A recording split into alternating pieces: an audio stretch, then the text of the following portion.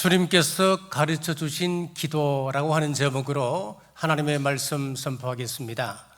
우리가 살아가는 세상은 수많은 사회 문제와 예측할 수 없는 문제들로 가득합니다.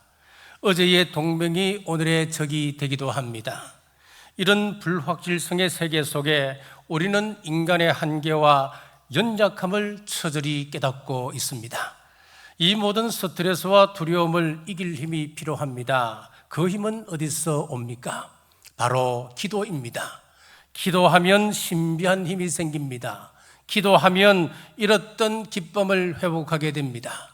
기도하면 감사가 다시 고백되어집니다. 기도하면 병상에 누워 있어도 이길 힘을 얻게 됩니다. 오늘 본문은 예수님께서 제자들에게 직접 가르쳐 주신 기도입니다. 제자 중 한 사람이 이렇게 요청했습니다. 주님, 저희들에게도 기도를 가르쳐 주옵소서. 그런데 여러분, 제자들이 이전에는 단 한 번도 이런 요청을 한 적이 없었는데 왜 갑자기 주님, 저희들에게도 기도를 가르쳐 주옵소서 이런 요청을 하는 것입니까? 그것도 11장에 가서 왜 그렇게 하셨을까요? 첫째, 주님의 능력은 기도임을 가르쳐 주셨습니다. 1절 말씀입니다. 같이 읽겠습니다.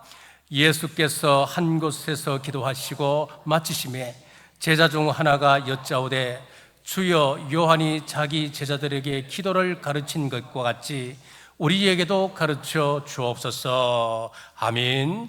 성경을 보면은 우리 주님은 중요한 일을 앞에 두시고는 늘 기도하셨습니다.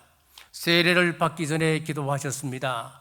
12 제자를 선택하실 때도 기도하셨습니다. 석관을 따라 산에 가서 기도하셨습니다. 밤을 새워 기도하시기도 하고 새벽에 기도하시기도 하셨습니다. 그런데 제자들은 단 한 번도 기도하는 예수님의 모습을 보고 주님, 저희들에게 기도를 가르쳐 주옵소서 요청한 적이 없었습니다. 누가복음만을 가지고 살펴보겠습니다. 누가복음 5장 16절입니다. 예수는 물러가사 한적한 곳에서 기도하시니라. 이때 제자들이 예수님의 모습을 보고 있으면서도 예수님께 기도를 가르쳐달라 요청하지 않았습니다. 오히려 그들은 기도에 관심이 없었고 먹는 것에 더 관심이 많은 듯 보입니다. 누가복음 5장 33절입니다. 그들이 예수께 말하되 요한의 제자는 자주 금식하며 기도하고 바리새인들의 제자들을 또한 그러하되 당신의 제자들은 먹고 마시나이다. 기도보다는 먹고 마시는 것에 더 관심이 있는 듯 기록하고 있습니다. 누가복음 6장 12절입니다. 이때에 예수께서 기도하시러 산으로 가사 밤이 새도록 하나님께 기도하시고 이때도 제자들은 예수님께 기도를 가르쳐달라 이야기하지 않았습니다. 누가복음 9장 18절입니다. 예수께서 따로 기도하실 때에 제자들이 주와 함께 있더니, 이번에는 기도하시는 예수님 곁에 제자들이 함께 있었습니다. 기도하는 주님의 모습을 보고서도 그들은 주님, 저희들에게도 기도를 가르쳐 주옵소서 요청하지 않았습니다. 그러다가 오늘 11장 1절에 가서 예수님께 이렇게 말하는 겁니다. 주님, 우리에게도 기도를 가르쳐 주옵소서. 도대체 무슨 일이 있었길래 이제야 기도의 필요성을 그들이 알고 그렇게 요청하는 것일까요? 누가복음 9장과 오늘 읽었던 누가복음 11장 사이에는 중요한 사건이 하나 등장합니다.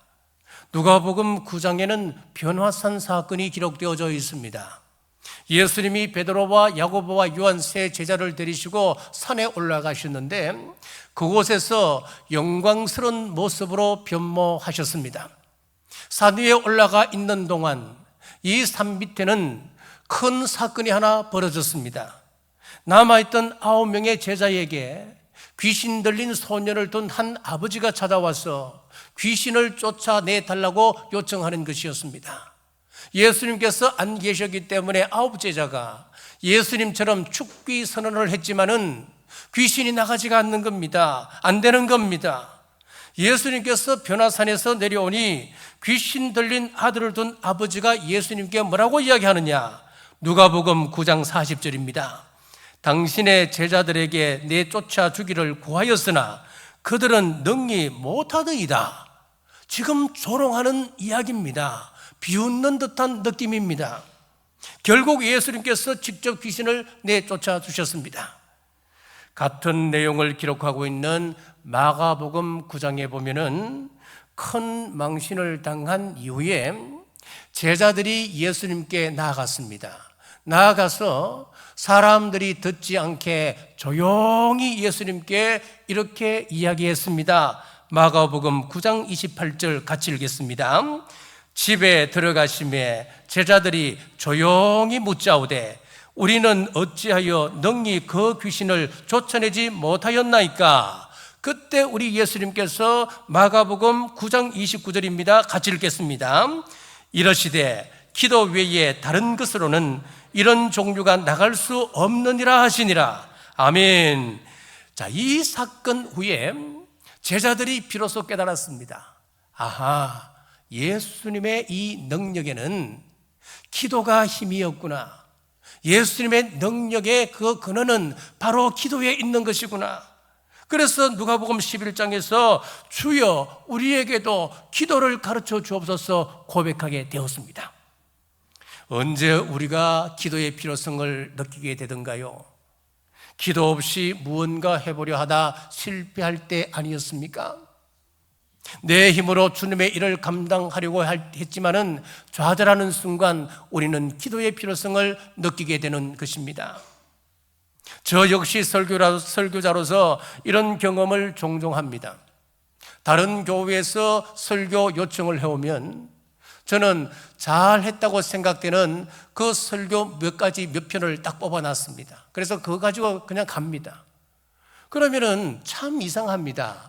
내가 기도하고 준비하고 나아갔을 때는 분명히 다릅니다. 기도하지 않고 그냥 자신감 가지고 나가면 분명 결과가 다릅니다. 기도하고 전하면 성령님의 임재와 하나님의 은혜가 가득하다는 것을 느낍니다. 그러나 지난번 또 이것 가지고 잘했는데, 이 본문 가지고 동안교회 가서도 했는데 저 조그만 교회에서야 뭐 되겠지, 기도하지 않고 준비하지 않고 가게 되면은 이상하리만큼 말씀이 메마르고 교회 분위기가 무서우리만큼 아주 냉랭해지는 것을 느끼게 됩니다. 그때는 당장 이 강대상에서 내려가서 도망가고 싶은 마음밖에 없습니다. 이 땅의 모든 설교자들은 설교 준비에 최선을 다할 것입니다. 이 강대상 위가 참 두렵고 무거운 자리이기 때문에 그렇습니다. 저 또한 최선을 다합니다. 하지만 성령님의 기름 부으심이 없다면 울리는 꽹과리에 불과한 것입니다. 그래서 토요일 늦게까지 준비를 하고 준비가 끝나면 저는 기도합니다. 성령님의 도우심을 위하여 기도합니다. 성령님 도와주십시오. 입술에 권세를 주십시오. 이 원고 위에 기름 부어 주옵소서. 여러분은 어떠신지요? 혹시 공동체의 불평 세력 한가운데 계시진 않습니까? 그렇다면 여러분은 기도하는 사람이 아닌 것입니다. 기도하는 사람은 불평보다는 사랑의 은혜를 선택하게 됩니다. E.M. 바운저 목사님은 이렇게 말했습니다. 기도는 인간의 공허함을 하나님의 충만함으로 채우는 것이다. 기도는 인간의 가난함을 하나님의 부유함으로 바꿔준다. 기도는 인간의 연약함을 몰아내고 하나님의 권능으로 채운다.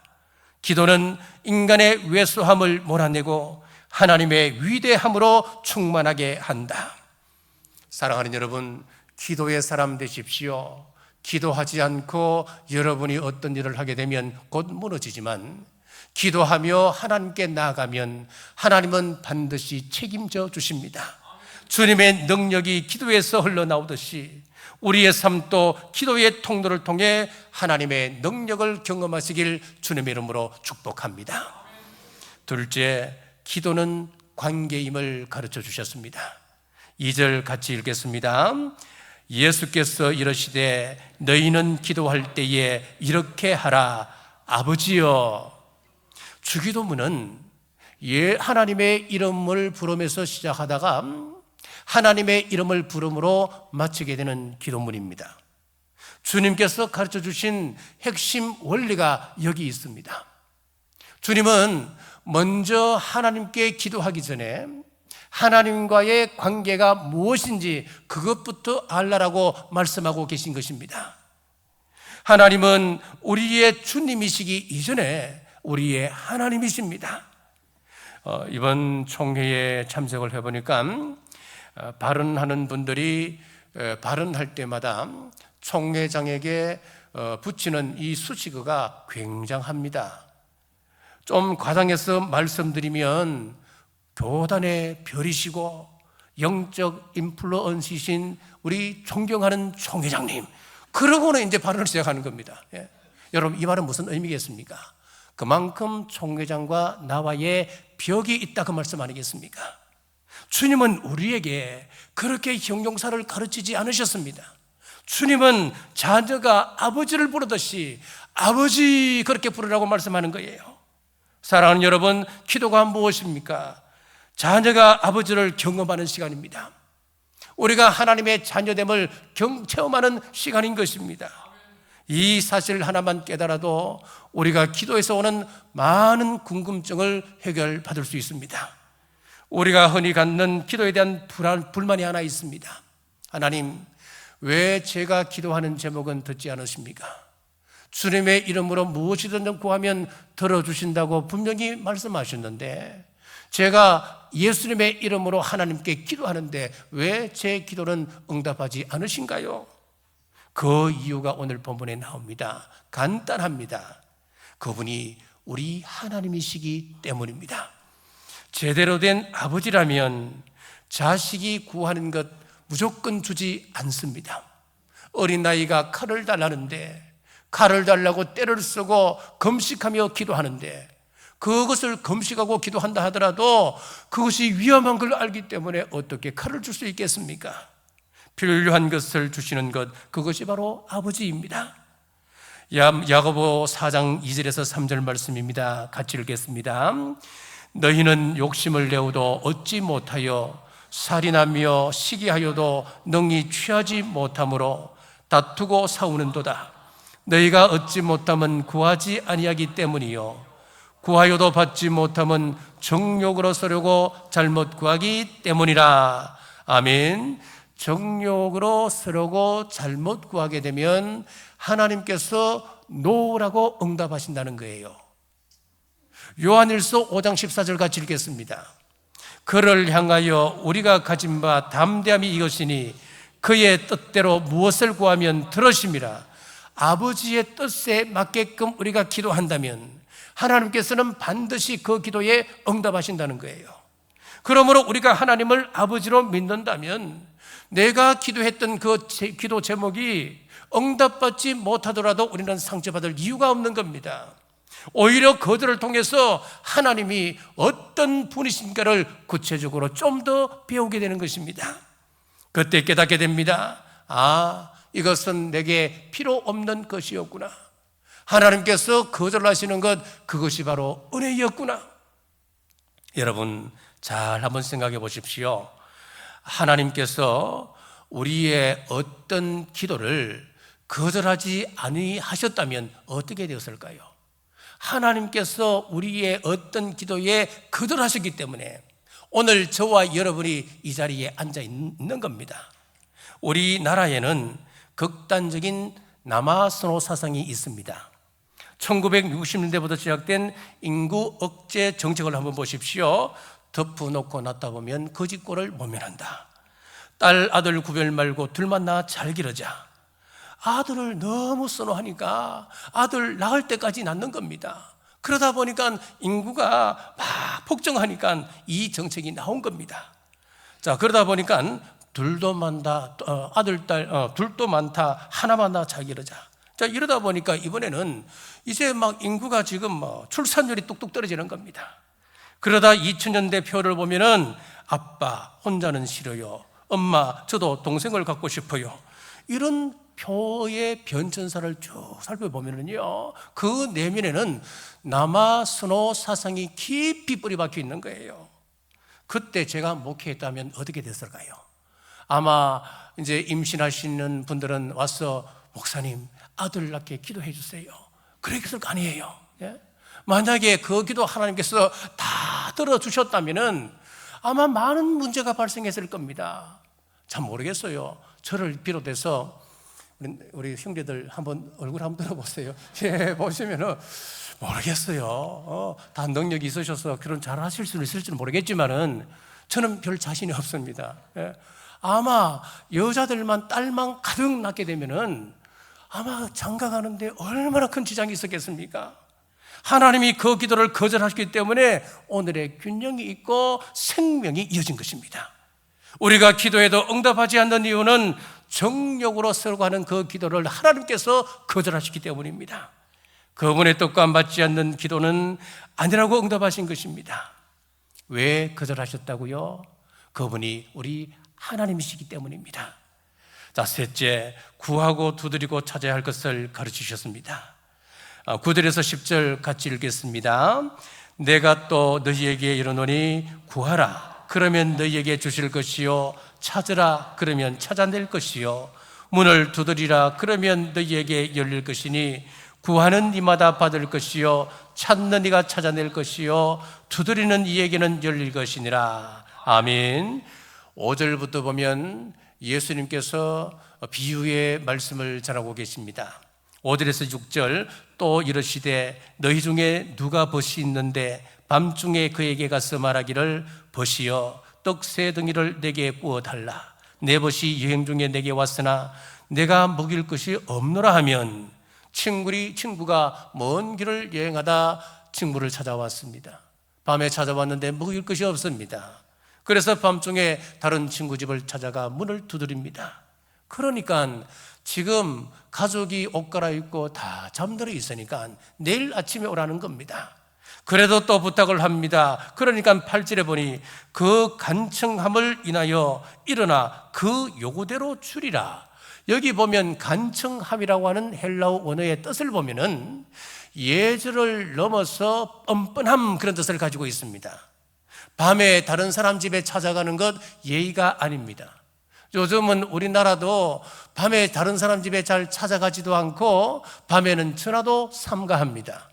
그런데 예의에 어긋난 일인 줄 알면서 그 밤에 문을 두드린 것은 내 자신을 위해서가 아니고 지금 굶주려 있는 친구를 위해서 대문을 두드린 것입니다. 그렇습니다. 기도는 자기 욕심을 채우기 위한 수단이 아니라는 겁니다. 이웃의 아픔을 위해서 기도하는 것입니다. 전도의 선교의 형제 자매 가운데 눈물 흘리며 아파하는 형제가 있습니까? 그렇다면 함께 기도하십시오. 내 주위에 눈물 흘리는 이웃이 있습니까? 함께 무릎을 꿇으십시오. 그때 응답의 힘이 훨씬 강력하다고 하는 것입니다. 욥기에 보면 놀라운 말씀이 있습니다. 조지 뮬러가 욥기에서는 좀 이따 하겠습니다. 이 조지 뮬러가 애슐리 다운이라고 하는 이 과원을 운영할 때 일이었습니다. 어느 추운 겨울날 보일러가 고장나서 아이들이 다 얼어 죽을 지경이 되었습니다. 보일러를 고치려면 최소 일주일은 걸려야 한답니다. 자, 조지 뮬러가 성경책을 품에 안고 성전에 올라가 하나님 앞에 밤새 부르짖었습니다. 날씨를 주정하시는 아버지 하나님, 지금 이 아이들은 제 자식이 아니고 하나님의 자녀들입니다. 이 아이들의 아버지는 하나님이시고 저는 총무입니다. 날씨를 주장하시는 아버지, 일주일만 따뜻하게 해주십시오. 기도했더니만 놀라운 일이 벌어졌습니다. 거짓말처럼 차가운 북풍이 멈추고 따뜻한 동풍이 불어왔습니다. 영국 전체가 따뜻한 봄 날씨로 바뀌었고 일주일 동안 지속되었습니다. 보일러가 다시 정상적으로 가동되자 영국에는 다시 차가운 한파가 불어왔다고 하는 거지요. 조지 뮬러 일생에서 5만 번 이상의 기도 응답을 받았다고 하는데, 그가 이렇게 응답을 받았던 이유가 어디 있습니까? 그 기도를 보면 자신을 위한 기도가 아니었습니다. 고아원을 위하여서 고아들을 위한 사랑의 기도였기 때문이었습니다. 이렇게 이웃을 향한 기도에는 강력한 응답이 있는 것입니다. 욥기에도 놀라운 말씀이 있습니다. 욥의 고난의 문제가 해결되지 않았습니다. 갈수록 태산이었습니다. 욥기 42장 10절입니다. 같이 읽겠습니다. 욥이 그의 친구들을 위하여 기도할 때 여호와께서 욥의 곤경을 돌이키시고 여호와께서 욥에게 이전 모든 소유보다 갑절이나 주신지라. 아멘. 지금 욥은 남을 위하여 기도할 처지가 아닙니다. 그의 몸을 보십시오. 종기가 났습니다. 온몸은 고름으로 가득 차 있습니다. 동방의 제일 큰 부자였습니다마는 하루아침에 그 많은 재산 날아가 버렸습니다. 사랑했던 그 자녀들 10명이 집이 무너지는 바람에 한날 한시에 몽땅 죽어버렸습니다. 이런 상황에서 어떻게 남을 위하여 기도할 수 있겠습니까? 그런데 욥은 자신이 아닌 친구를 위하여 기도할 때 모든 것이 회복되어졌습니다. 기도의 신비를 가르치는 놀라운 말씀입니다. 우리가 기도해야 할 대상은 참 많습니다. 이 민족을 위하여 기도하십시오. 이 나라의 정치, 경제, 특별히 이번 주 금요일부터 있을 에이펙 정상회담을 위하여 기도하십시오. 우리 주위에 고통방탕하는 이웃들, 눈물 흘리는 형제 자매를 위하여 기도하십시오. 기도하면 하나님이 평안을 주십니다. 하나님의 손이 움직이기 시작하는 것입니다. 기도하면 닫혔던 문이 활짝 열리게 됩니다. 이번 58자 새벽기도 총징을 통해서 구하고 찾고 두드림으로 응답하시는 우리 하나님의 능력을 체험하시기를 주님의 이름으로 축복합니다. 말씀을 맺겠습니다. 11절에서 13절 말씀 같이 읽겠습니다. 너희 중에 아버지 된 자로서 누가 아들이 생선을 달라 하는데 생선 대신에 뱀을 주며 알을 달라 하는데 증거를 주겠느냐? 너희가 악할지라도 좋은 것을 자식에게 줄 줄 알거든. 하물며 너희 하늘 아버지께서 구하는 자에게 성령을 주시지 않겠느냐 하시니라. 아멘. 구하는 자에게 성령을 주시지 않겠느냐, 이 말씀에는 분명한 주님의 의도가 숨어 있습니다. 그것은 우리 인생에는 성령의 도우심이 절대적으로 반드시 필요하다고 하는 것을 지금 말씀하고 있는 겁니다. 엘리사가 스승 엘리야에게 갑절의 영감을 구했던 이유가 무엇일까요? 그것은 바로 스승 엘리야의 시대보다도 지금 자신이 살아야 할 그 시대는 2배는 더 악한 시대라고 하는 것을 그는 알았기 때문이었습니다. 지금 우리가 살고 있는 이 시대는 엘리야 시대보다도, 엘리사 시대보다도 훨씬 더 어둡고 혼탁한 시대가 되었습니다. 그러므로 우리 모두에게는 성령님의 능력과 성령님의 도우심이 반드시 필요한 것입니다. 우리의 노력만으로 인생길이 열립니까? 열심히 산다고 반드시 성공이 보장되는 것이었습니까? 아니었습니다. 저는 성공이 보장된다 한다면 밤을 새워서 저는 일할 것입니다. 그런데 그렇게 되지 않는 것이죠. 행복의 조건이 수천 가지, 수만 가지가 된다 하더라도 그 중에 단 한 가지만 문제가 생겨도 기쁨은 사라지게 되는 것입니다. 우리 가정에 모든 것을 갖추고 있다 하더라도 자녀 문제 하나에 문제가 생긴다면 그 가정은 흔들리는 것입니다. 나만 사랑하면 행복합니까? 아닙니다. 나는 사랑하지만 배우자가 배신할 수도 있는 것입니다.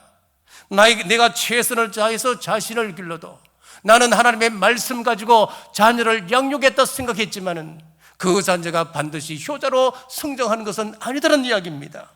그래서 우리는 하나님께 기도할 수밖에 없습니다. 기도를 여시는 분은 우리 하나님이시기 때문에 그렇습니다. 유대인들의 힘은 기도에 있었습니다. 유대인들은 이사를 갈 때에 회당과의 거리를 먼저 생각해 둡니다. 염두에 두는 것입니다. 왜 그렇습니까? 그들은 기도의 삶, 그들은 기도가 우선적인 삶을 사는 사람들이기 때문에 그렇습니다. 예루살렘 통곡의 벽에 가면 지금 또 남자들이 와서 벽을 붙잡고 기도합니다. 잠시 왔다 가는 것이 아닙니다. 2시간에서 3시간씩 그들은 벽을 붙들고 기도합니다. 그들이 이 수천 년간 고난과 전쟁 속에서도 다시 일어설 수 있었던 것은 그들은 기도의 끈을 붙잡았기 때문에 그렇습니다. 황금의 입이라 불렸던 교부 크리소스톰은 이렇게 말했습니다. 사람을 의지하지 말라. 물질을 의지하지 말라. 쾌락을 사랑하지 말라. 그렇습니다. 사람은 변하고 물질은 사라집니다. 쾌락은 우리의 영혼을 무디게 합니다. 그러므로 우리는 사람이나 세상이 아니라 우리는 하나님을 의지해야 합니다. 좋은 사람 만나도록 기도하십시오. 여러분 자녀들에게 선한 사람 붙을 수 있도록 기도하십시오. 여러분의 남편과 여러분의 아내가 사회생활 속에 좋은 관계 맺을 수 있도록 기도하십시오. 우리는 내일을 모르기 때문입니다. 시편 107편 28절에서 30절에는 이런 약속의 말씀이 있습니다. 같이 읽겠습니다. 이에 그들이 그들의 고통 때문에 여호와께 부르짖으매 그가 그들의 고통에서 그들을 인도하여 내시고 광풍을 고요하게 하사 물결도 잔잔하게 하시는도다.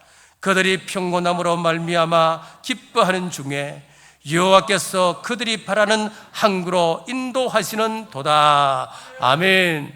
하나님은 우리가 바라는 항구, 우리 옛날 성경에 보면 소원의 항구라고 되어 있습니다. 우리 이렇게 소원의 항구로 인도하시는 분이 우리 하나님이십니다. 준비한 영상을 한번 보시겠습니다. 위험천만하게 거대한 배에 매달리는 사람 대체 누굴까요? 이들은 바로 도선사입니다. 거센 파도 속에서도 작은 배를 타고 수십만 톤의 선박에 아슬아슬하게 올라타죠. 그 이유는 항만의 모든 정보는 물론 복잡한 항구 지식과 경험을 오직 이들만이 가지고 있기 때문입니다. 배에 타는 순간 선장에게서 지휘권을 넘겨받아 복잡한 항구를 안전하게 통과시키는 막중한 책임을 집니다. 단 한 번의 실수라도 큰 재앙과 엄청난 경제적 손실로 이어질 수 있죠. 그래서 도선사가 되려면 오랜 경력과 까다로운 시험을 통과해야 합니다. 하지만 그만큼 받는 연봉도 어마어마하다고 하네요. 그렇습니다. 큰 배는 태평양을 선장이 거센 파도를 다 헤치고 지나와도 항구 입구에 오면은 자기가 하는 것이 아닙니다. 자기가 부두에 처반하는 것이 아닙니다. 그때 항구 바깥에까지 누가 나가느냐? 도선사가 나가서 도선사가 그 배에 올라타고 그때부터는 도선사가 그 배를 지휘하게 되는 겁니다. 그 배를 운전하게 되는 거예요. 똑같습니다, 여러분. 그때는 선장이 할 수 있는 일은 아무것도 없는 겁니다. 우리 인생도 마찬가지입니다. 행복이 눈앞에 왔어도 행복하지 못한 사람이 참 많습니다. 결혼 일주일 앞두고 파혼하는 사람도 있습니다. 바라는 한국까지 가는 것이 그만큼 쉽지 않다는 이야기입니다. 잡힐 듯 하지만 잡히지 않습니다. 될 듯 하지만 되지 않는 이유는 우리 힘만으로는 항구에 도달할 수 없기 때문입니다. 그러므로 우리는 성령님의 인도를 구해야 합니다. 그분이 우리 인생의 도선사 되실 때에 비로소 바르는 항구에 도달할 수가 있습니다. 사랑하는 여러분, 여러분에게 거룩한 소원이 있습니까? 세상적으로 꾸는 꿈이 아니고 우리 하나님께서 주시는 그런 비전을 가지고 계십니까? 내일부터 시작되는 제58차 새기도 총진군에 함께 참여하여 주님의 이름으로 구할 때 도선사 되시는 성령님의 능력을 덧입고 응답의 은혜를 누리시는 우리 남부교회 모든 성도님들 되시길 주님의 이름으로 축복합니다. 기도하겠습니다. 은혜가 충만하신 하나님, 주님께서 가르치신 기도의 의미를 배구하시니 감사합니다. 주님, 저희는 날마다 수많은 일과 문제 속에 살아갑니다. 세상은 불안하고 마음은 쉽게 요동치며 때로는 염려와 두려움이 믿음을 삼켜버릴 때가 있습니다. 그럴 때마다 저희 영혼이 주님과의 교제를 잃지 않게 하옵소서. 저희의 문제가 태산 같을지라도 남을 위한 기도는 자신의 문제까지 응답받는 기도의 신비를 체험케 하여 주시옵소서. 다시 오실 예수님 이름으로 간절히 기도하옵나이다. 아멘.